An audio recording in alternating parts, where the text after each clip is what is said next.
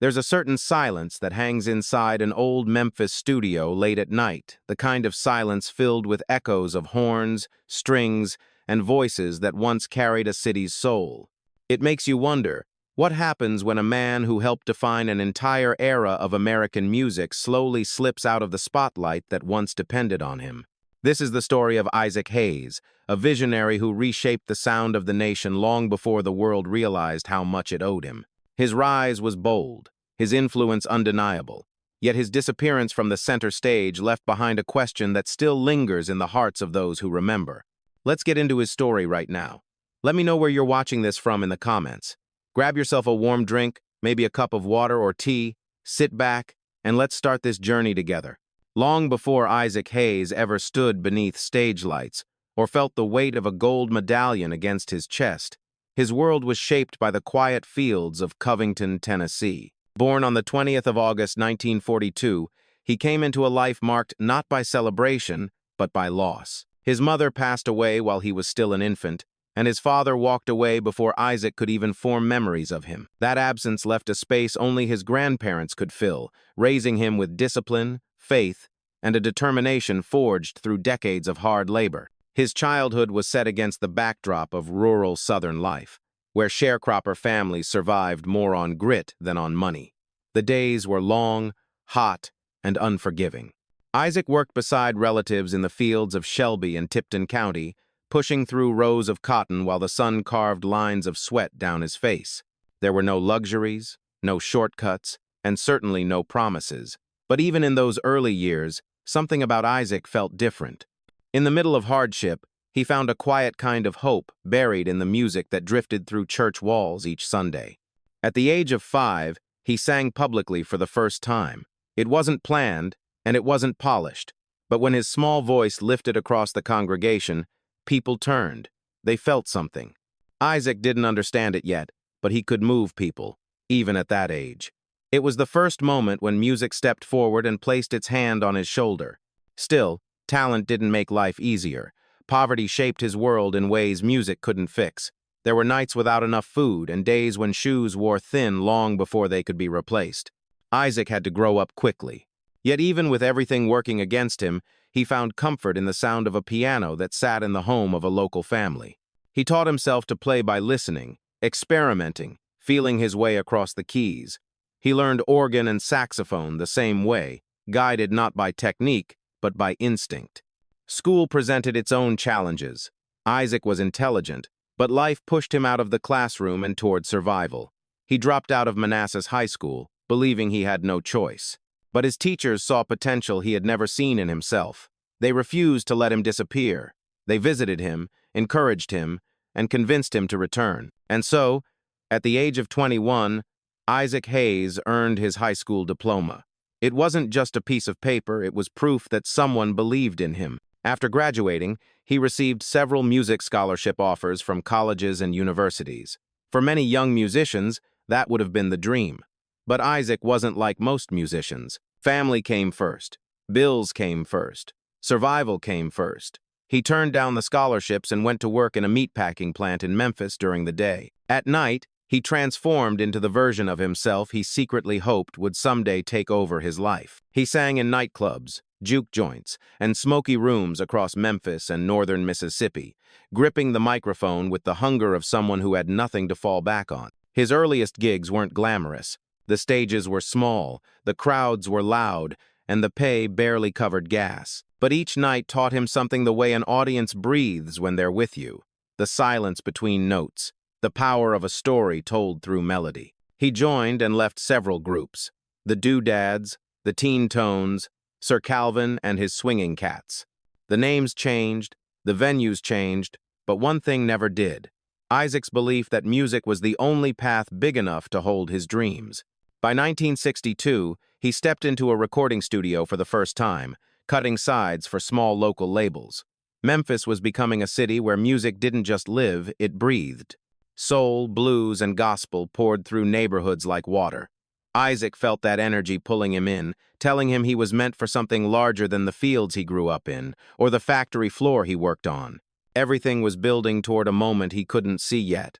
A meeting, a partnership, and a sound that would change American music. But back then, he was still just Isaac, a young man who had known loss, hunger, and hard work, trying to carve his place in a world that rarely made room for boys like him. Before the fame, before the spotlight, before the legend of Isaac Hayes was written, there was simply a dream held by someone brave enough to chase it. By the early 1960s, Memphis had become a crossroads for American music.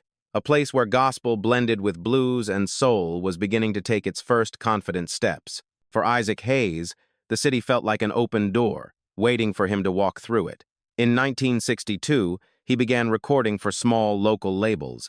These weren't major opportunities, not the kind that guaranteed anything, but they gave him access to a real studio, a real microphone, and a real chance to hear his voice come back through the speakers. For a young man who once sang only to fill the silence of cotton fields, that alone felt like progress. He was still learning, still exploring what kind of artist he could become. Memphis at the time was filled with other dreamers, musicians chasing small gigs and modest pay, but there was something different about Isaac. He listened more deeply than most. He didn't just hear arrangements, he understood their emotional weight, and he didn't try to sound like anyone else. His voice was richer, deeper, anchored by the pain and endurance he carried from childhood. His reputation spread quickly across the club circuit. Musicians began to notice the young man who could move effortlessly between piano, organ, saxophone, and vocals. That versatility didn't just make him talented, it made him essential. If someone needed a last-minute keyboard player, Isaac was there. If they needed a songwriter, he could sketch ideas in minutes. He became the kind of musician people relied on, even if the world hadn't learned his name yet. In 1964, his life changed course when he stepped into the orbit of Stax Records. At first, he wasn't a star or even a front-facing artist. He was simply another musician in the room, playing saxophone for the marquees and contributing to sessions wherever he was needed. But Stax was different. Its walls held the heartbeat of Memphis soul, and Isaac felt at home there in a way he never had anywhere else. Stax noticed something in him too. It wasn't long before he was asked to join the Stax House Band as a keyboard player.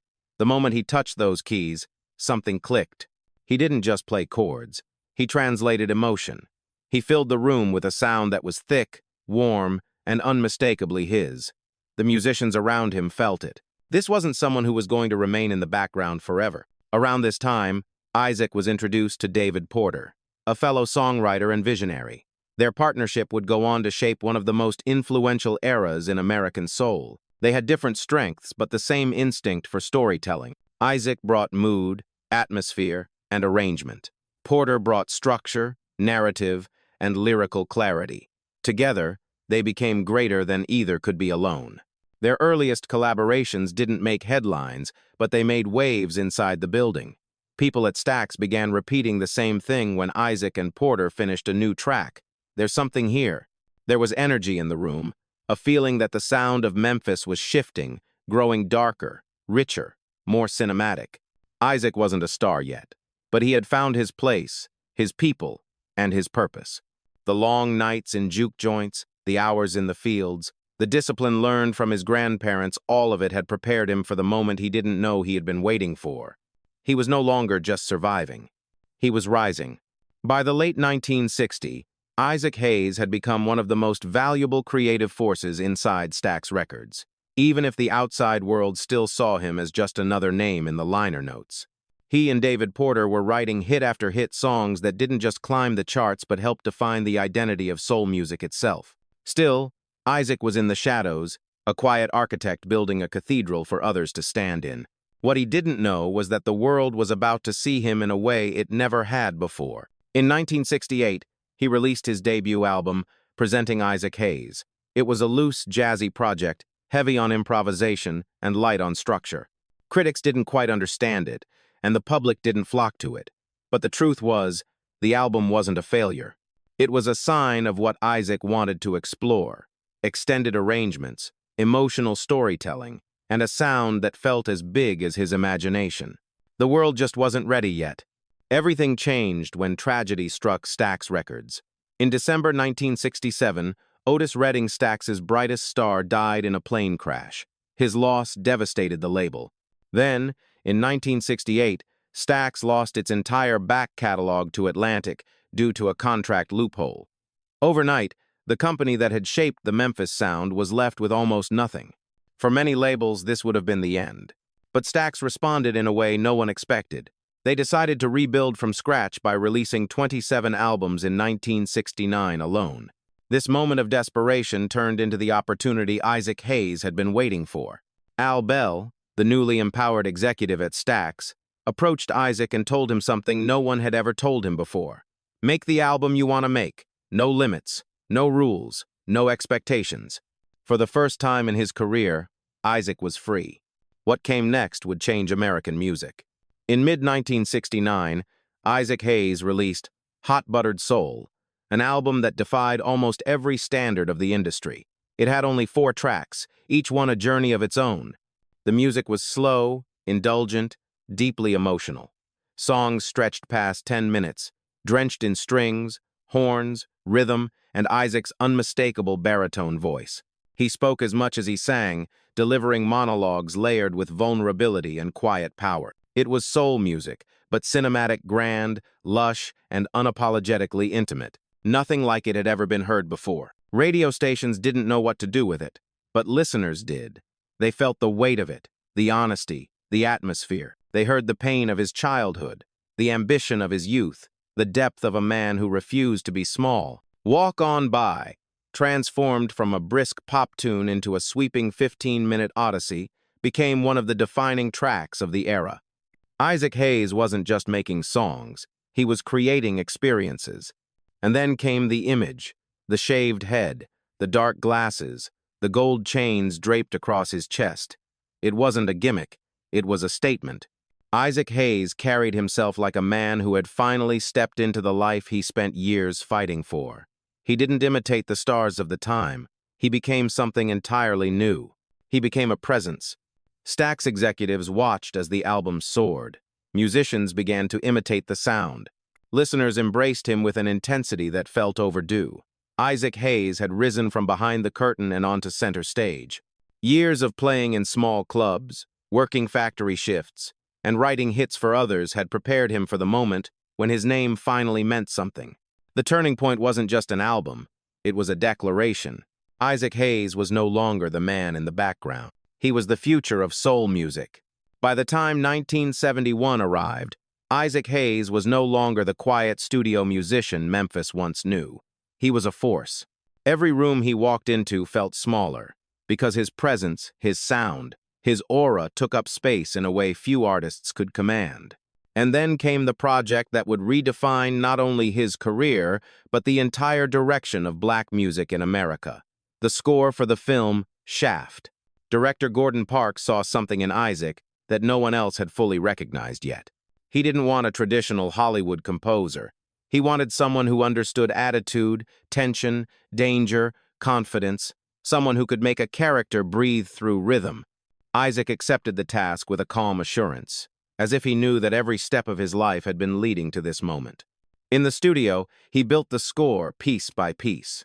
The wah-wah guitar, the steady pulsing bass line, the strings that soared like a declaration. Layer after layer, he didn't just create music, he created a heartbeat. The sound was bold, gritty, and cinematic, a perfect reflection of the world the film lived in. It wasn't polished to perfection. It was raw in the way truth often is. When the movie hit theaters, the music hit first. It became the soul of the story.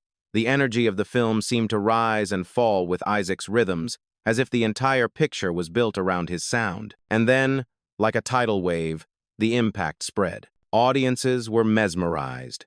Radio stations couldn't ignore it. Theme from Shaft, shot to #1, proving that Isaac Hayes had tapped into something timeless.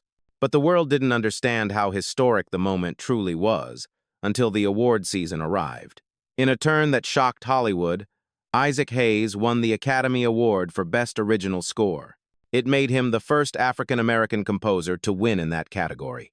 A moment that had never happened in the Academy's history belonged to a man who once picked cotton as a child in Tennessee. When he walked onto that stage with his shaved head glistening under the lights and his gold chains resting against his chest, he looked like someone who had carried not only his own dreams but the weight of an entire generation. His victory wasn't just personal, It was cultural. It marked a shift in how black musicians were seen, heard, and honored in America. And he didn't stop there. That same year, he released Black Moses, an album that cemented his persona as something larger than life. The cape, the attitude, the confidence. Isaac wasn't playing a character. He was embodying a truth, that a black man could be majestic, complex, vulnerable, and powerful all at once. Audiences felt it. Young men saw themselves reflected in him. Young women saw a kind of strength and sensuality they hadn't seen before. The community embraced him as a symbol of pride during a time when pride was often challenged. Isaac Hayes had entered his peak era, not quietly, but with thunder.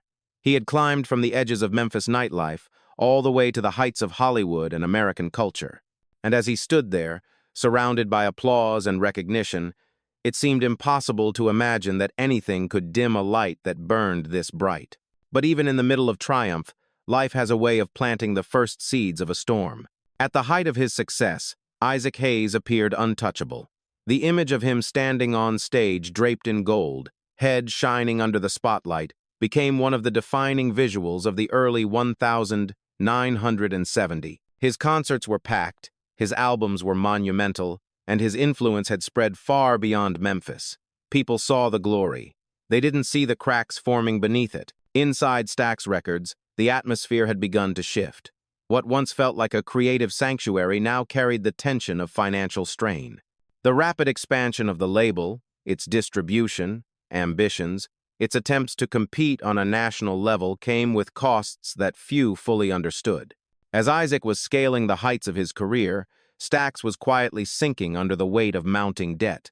By 1974, the financial storm that had been building for years finally broke. Stax began facing lawsuits, declining sales, and what many described as mismanagement at the highest levels. Isaac Hayes, one of the label's brightest stars and biggest financial investments, found himself pulled into the chaos. Although he had brought enormous profit to Stax, the complex web of loans tied to the company left Isaac personally exposed. His income, his assets, and his future were suddenly entangled in a crisis he didn't create. The relationship between him and Stax, once built on trust and collaboration, turned bitter. Old agreements were questioned, royalties were disputed, and Isaac felt the harsh reality of an industry where loyalty rarely withstands financial pressure. That tension eventually led to a lawsuit filed in September 1974. It was a desperate attempt to reclaim stability, but it only revealed how deep the problems ran. Stax could not pay him. The label that helped launch him into greatness was collapsing, and it was pulling him down with it. Outside the boardrooms, the world still saw Isaac Hayes, the superstar, the man who won an Oscar, the man who redefined soul. But behind the scenes, the weight of debt pressed heavily on him. He formed his own label, Hot Buttered Soul, releasing music through ABC Records in an effort to regain control. There was a sense of determination in the move, a desire to rebuild on his own terms, but the momentum that once propelled him had slowed. His albums after 1975 carried a different energy. They were still filled with talent, still crafted with care, but the cultural moment had shifted. Disco was rising, tastes were changing, and Isaac found himself trying to adapt to an industry that was moving faster than ever. Songs like I Can't Turn Around found success, but the towering influence he once held had begun to fade. Music no longer felt like the boundless landscape it once was. It felt like a battlefield, and the pressure didn't stop there. Isaac Hayes had always carried a quiet vulnerability beneath his composed exterior. The financial strain, the legal battles, the exhaustion of constantly reinventing himself, they all began to take their toll. Fame had lifted him high, but it had also isolated him. The brightness of his rise made the shadows that followed feel even darker. In these years, the seeds of tragedy were planted not by failure, but by the weight of a world that demanded more than any one person could give. Isaac Hayes had soared higher than most artists ever dream. But even the brightest lights cast the longest shadows. The storm was coming, and he was standing right in its path. As the mid-1970s unfolded, Isaac Hayes found himself in a place he had never expected to be. The man who had once stood at the center of American music was suddenly surrounded by pressures that seemed to close in from every direction. The financial collapse of Stax Records did not simply inconvenience him, it devastated the foundation of his career.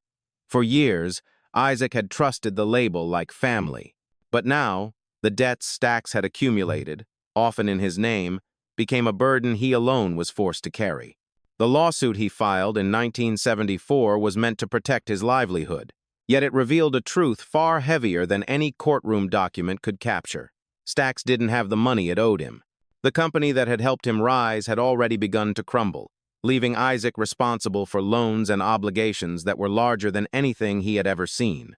Union Planters Bank, which handled the financial affairs of the label, took control of his income, redirecting it to repay debts he could not escape. For the first time since his childhood, Isaac felt powerless. In the midst of that turmoil, he tried to maintain the confidence that had defined him for so long. He formed Hot Buttered Soul, signing with ABC Records in the hope of rebuilding momentum. The idea was to create a new chapter, free from the wreckage of Stax. But the reality was harsher. Even as he poured his creativity into new albums, the financial strain followed him.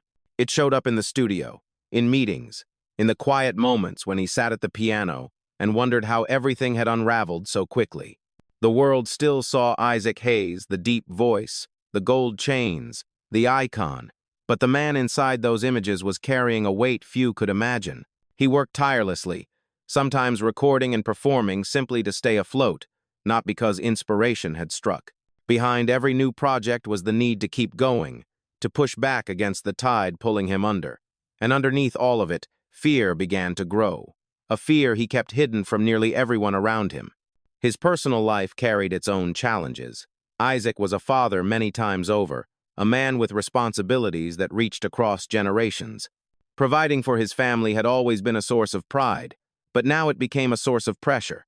Bills piled up, expectations rose, and every setback felt sharper, heavier, more personal. The confidence that once defined him began to crack in places no one could see. By the late 1970s, his health began to show signs of strain. The long nights, the travel, the emotional exhaustion, it all began to surface in subtle but undeniable ways. He pushed through it, as he always had, relying on the discipline born in the cotton fields of Tennessee.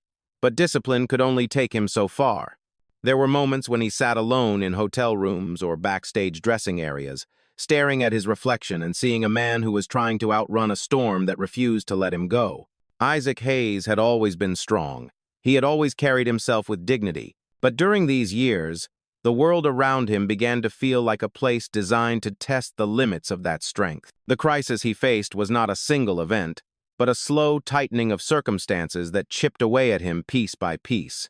This was the kind of struggle that didn't make headlines. It lived in the silence between phone calls, in the tension behind his smile, in the fatigue he tried so hard to hide. The man who had once reshaped the sound of America now fought simply to keep his footing. As the weight of financial strain and emotional exhaustion grew heavier, the consequences began to ripple through every part of Isaac Hayes' life. The man who once commanded stages with effortless presence now found himself facing a reality that felt smaller, dimmer, and far more fragile than the one he had known during his peak. Music, which had always been his sanctuary, no longer offered the same escape. It had become a reminder of everything he was fighting to hold on to. By the early 1980s, Isaac stepped away from recording altogether. The industry had changed, tastes were shifting rapidly, and the soulful orchestral style he pioneered was no longer the centerpiece of American music. Instead of trying to chase trends he didn't believe in, he chose silence. It wasn't retirement, it was retreat. The kind of retreat someone takes when they need to breathe again. Acting became a lifeline. It didn't demand the emotional intensity of writing and recording, and it gave him a way to stay present without exposing the vulnerability he kept hidden. He appeared in films like Escape from New York, Prime Target, and I'm Gonna Get You Sucka. He worked steadily, and audiences enjoyed seeing him in new roles. But even then, he wasn't the Isaac Hayes they once knew. Acting paid the bills, but it wasn't his calling. It was survival. The years brought more challenges. Relationships grew complicated. Responsibilities felt heavier. Isaac had always been generous sometimes to a fault, and the cost of that generosity showed up in ways he couldn't always control. Friends expected help. Family leaned on him. And he carried it all quietly, even when it strained the parts of his life most people never saw. Then came an unexpected turn that brought him back into the cultural spotlight. In 1997, Isaac Hayes became the voice of Chef on the animated series South Park. The character was warm, humorous, bold, and soulful, echoing parts of Isaac's real personality. Fans loved him. Younger audiences who had never heard Hot Buttered Soul or Theme from Shaft suddenly knew his voice. It was a resurgence, a late spark in a career that had once changed the shape of music. But even this chapter ended painfully.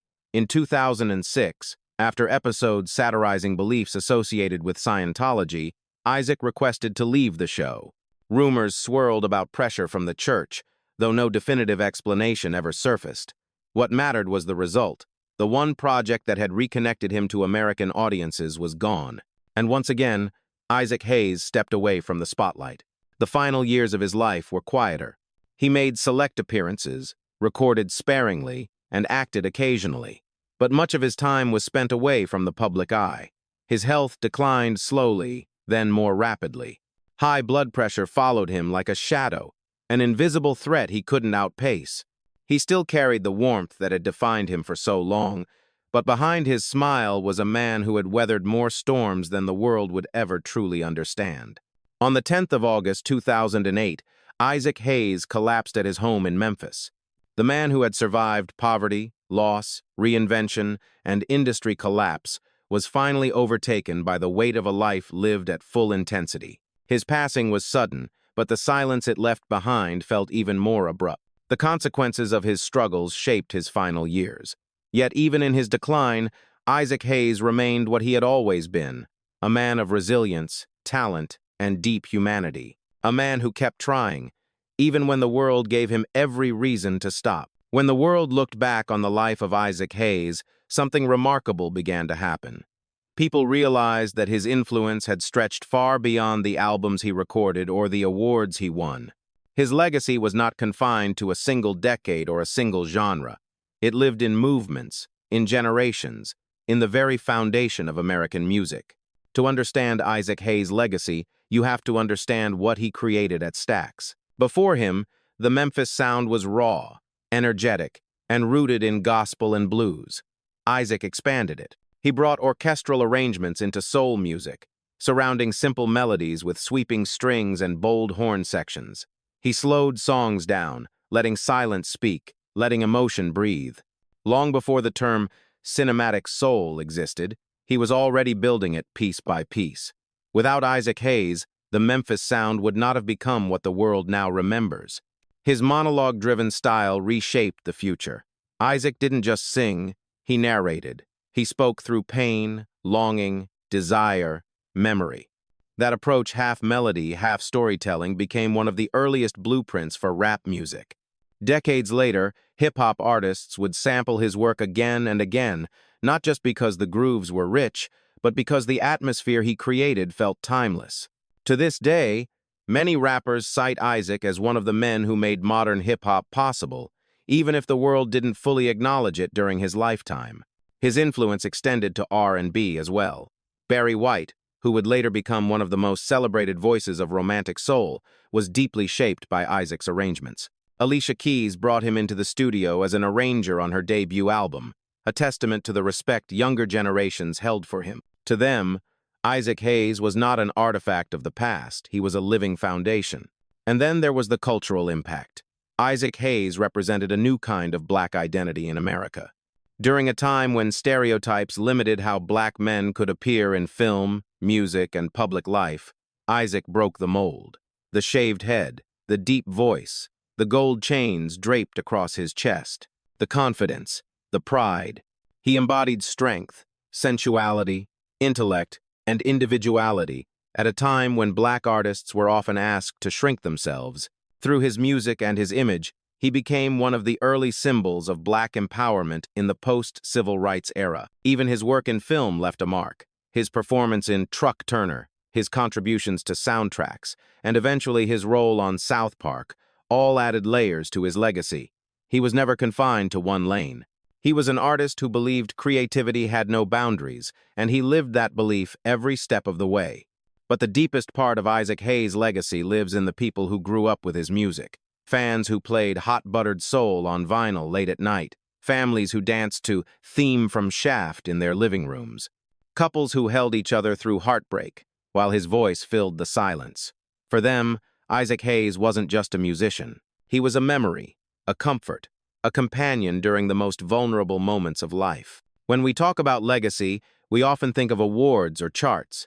But Isaac Hayes left something far more permanent. He left a feeling, a sound, a way of expressing truth that still resonates long after his voice has fallen silent. When Isaac Hayes passed on the 10th of August 2008, America reacted with a mixture of shock, sorrow, and quiet recognition. For many, his name had faded from everyday conversation, but his music had never faded. It lived in the background of their memories, tucked into chapters of their lives they thought they had forgotten. His death reminded the world of something it had overlooked for far too long. Isaac Hayes had shaped the soundtrack of an era, and his influence had carried into generations that barely knew his face. Newspapers recalled his Oscar win. Radio stations played Theme from Shaft, like it had been waiting for its moment to return. Fans shared stories about hearing Walk On By for the first time, remembering how his voice had seemed to reach into the room and pull every emotion to the surface. People spoke about the gold chains, the calm confidence, the quiet intensity that made him feel larger than life. But beneath all those memories was something deeper, a sense that the world had not given him the recognition he truly deserved while he was still here. Inside the Black community, especially in Memphis, his passing felt personal. Isaac Hayes wasn't just a musician. He was a hometown hero, a symbol of resilience. A man who rose from the fields of Tennessee and carried the sound of his city into the world. Church choirs sang tributes. Local radio stations dedicated hours of airtime. Musicians who had once shared stages with him described how he changed not only the music around him, but the men they became. Outside the United States, the reaction was just as strong. In Ghana, where Isaac had been honored as a member of the royal family, he was remembered as both an artist and a humanitarian. In Europe, critics revisited his albums and acknowledged how far ahead of his time he had been. Across Asia, Africa, and the Caribbean, fans posted grainy photographs of concerts, autographs, and fleeting encounters with him. Isaac Hayes belonged to Memphis, but the world felt the loss. 2 years after his passing, the Tennessee General Assembly honored him by naming a section of Interstate 40 the Isaac Hayes Memorial Highway. It wasn't a grand ceremony in Hollywood. It wasn't an award show tribute. It was something simpler, quieter, and perhaps more fitting, a permanent reminder in the place where his journey began. A road carrying travelers across the same land that once carried him. Yet even with these tributes, one question still lingers. Why is Isaac Hayes not in the Rock and Roll Hall of Fame? Fans argue that his contributions are undeniable, his influence immeasurable. His music shaped genres. His style reshaped culture. His vision expanded the boundaries of soul. And still, the official recognition never came. For many, this absence says less about Isaac Hayes and more about the ways the industry sometimes overlooks the very artists who changed it. But a legacy is not defined by institutions. It is defined by impact. And when you listen to today's music, whether it's a hip-hop track built around a soul sample, a cinematic arrangement swelling behind a modern R&B ballad, or a spoken monologue woven into a song, you can still hear Isaac Hayes. His fingerprints remain on the sound of America. What people remember most is not just the music he made, but the feeling he left behind. The reminder that greatness is often quiet, that influence sometimes goes unseen, and that some artists leave marks deeper than any award can measure. In the quiet corners of an old studio in Memphis, you can almost hear him if you listen closely enough. The gentle hum of strings, the steady pulse of a bass line, the warmth of a voice that once carried both strength and vulnerability in every note. It brings us back to where we began, standing in a room filled with echoes, trying to understand how someone who shaped so much of our musical landscape could ever be forgotten. Isaac Hayes lived a life marked by extremes. He rose from fields of hardship to the heights of the Academy Awards. He reshaped the sound of American soul, then watched as the industry that once celebrated him drifted away.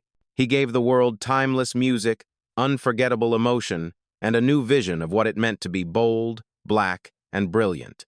Yet for all that he offered, he often carried the weight of being misunderstood or overlooked. But maybe that is the story of many great artists.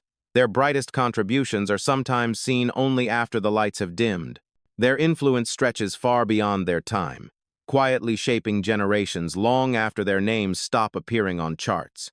Isaac Hayes was one of those artists, a man whose presence changed the room, whose sound changed the culture, whose spirit changed the people who listened. As we look back, what remains is not the struggle or the decline, but the legacy he left behind. A legacy woven into the chords of hip-hop, the atmosphere of modern soul, the stories told in film, and the memories of countless fans who found comfort in his music. The world may not have always given him the respect he deserved, but time has a way of correcting those oversights. Time remembers what people forget. So now, we turn the question to you. Do you think Hollywood ever gave Isaac Hayes the recognition he truly earned? And more importantly, what does his music mean to you? If this story brought back a memory, touched your heart, or reminded you of the impact he left on your life, take a moment to share it in the comments. Your words help keep his spirit alive. And if you believe that legends like Isaac Hayes deserve to be remembered, we invite you to subscribe and join us as we continue honoring the artists who shaped the world. Even when the world tried to move on, some stars never fade. They simply wait for us to shine the light back on them.